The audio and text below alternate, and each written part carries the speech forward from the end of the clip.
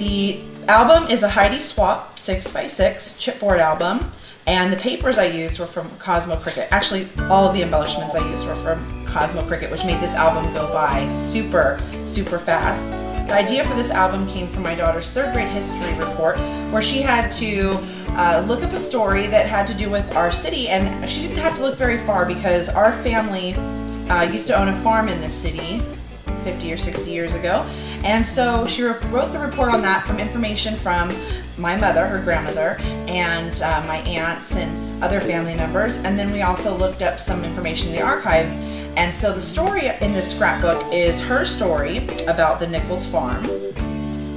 And I printed her story out and I cut it into basically like chapters. And the great thing about this paper from Cosmo Cricket is that it's double-sided, so it's got this great print on the back.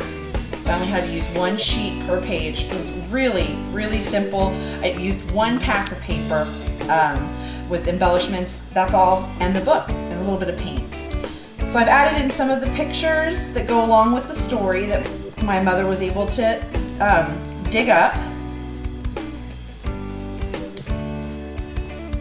I think my favorite part of this book is the back, where I've added pockets for copies of the deed to the farm and some other memorabilia that we found in relation to buying and selling the farm and the establishment of the farm.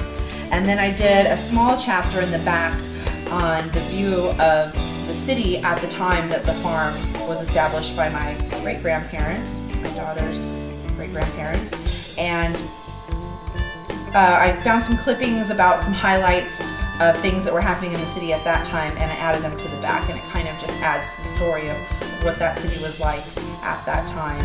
And then I was able to Google a map of what it is today, and I highlighted where the farm used to be, so you get a great overall outlook on this story. So the scrapbook is by me, and the story is my daughter's, so it makes it really special to us. I hope you enjoy that, and you're inspired to do a heritage book of your own.